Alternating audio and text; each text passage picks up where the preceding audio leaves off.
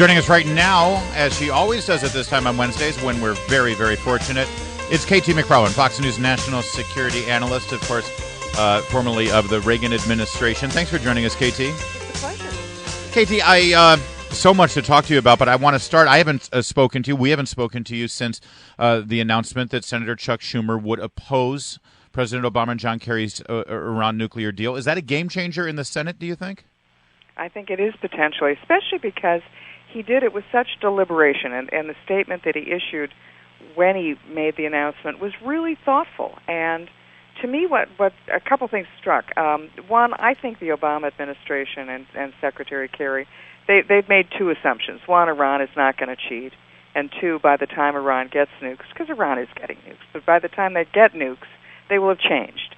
Now, if they're wrong, if that bet's wrong, if Iran does cheat and doesn't change, then they've created a Frankenstein monster, and they've snuffed out any potential pro-democracy revolution in Iran.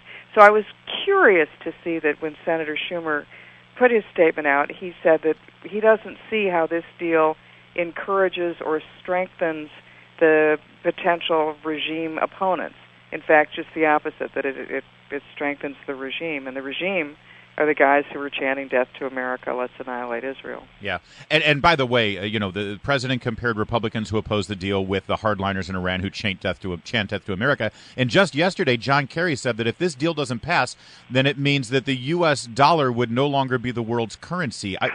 You understand diplomacy and international intrigue better than I do. Connect those dots for me. I don't see the connection. First of all, they're flailing. The administration knows they're in big trouble, so they're just grasping at straws. Oh, the GOP, they're like the Iranian hardliners. Oops, the Iranian hardliners, death to America. Those are the guys who are running Iran. They're not some kooks out in some demonstrations in downtown Tehran. Right, who aren't the hardliners in the Iranian government right now?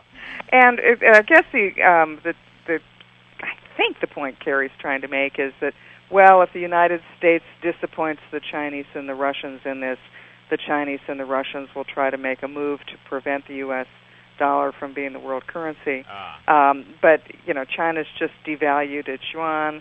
The Russian government is in so much trouble because about a third of their revenues have just dried up because of the price of oil being so low. So I think that literally this is like the dog ate my homework stuff. They're flailing. All right, I don't want to get into a big, long discussion about the Hillary email story, because we've been doing that a lot this morning, but just help me out with a couple of things. You worked in the national security environment when you were at the White House. It is understood in the system-wide. Everybody understands one thing, right? And it's this, that satellite photos are always top secret. Yeah, right. They are. And you always, in those jobs, you never can remember, wait, did I read that in the front page of the Washington Post, or did I read that in a top-secret memo? So you always err on the side of assuming it was the top-secret memo. The Clintons have done the opposite. They've erred on the side of thinking everything's unclassified. Here's my take on it. I mean, I was in the West Wing of the White House during Watergate and saw one by one as my colleagues were being subpoenaed, and they all tried to hire lawyers, and the first thing the lawyer tells you is, don't talk to anybody, and then the lawyer is your lawyer, not the president's lawyer, so the lawyer tells you, well, you got to protect yourself against others. Once the administration has started on several fronts going after Clinton, with now it's the Justice Department, the State Department Inspector General, the Intelligence Community Inspector General, I've got to assume somebody at the very top made the decision, Hillary's not our person, and we're going to unleash the dogs.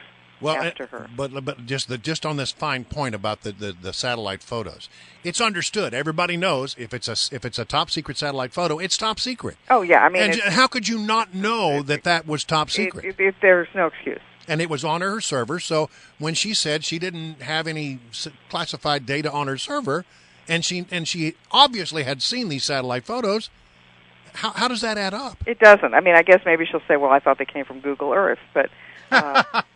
But no, it just doesn't add up. You always classified photos from satellites that's some of the most classified documents we have.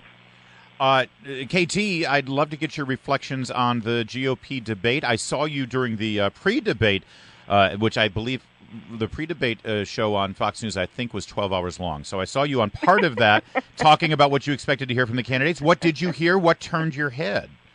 Well, I thought Carly Fiorina was terrific. She was very substantive, had deep answers about foreign policy as well as economic policy. I didn't hear a whole lot about what I wanted to hear, which is, Obama has put down this straw man argument. It's either my deal or it's war. Yeah. Well, wait a minute. Diplomacy is conducted in the space between capitulation and war. And what I want to hear is somebody telling me what the other option, what's the third option here? How would you take down the Iranian regime? And I didn't hear a lot about that. And when you go back and look at the great success of St. Reagan, the reason people continue to adore him is that he took down the Soviet Union peacefully without firing a shot. So I have yet to hear from any of the candidates, although it's early days, I've yet to hear from any of them how they plan to change the Iranian regime. I mean, I would say take down the cyber walls.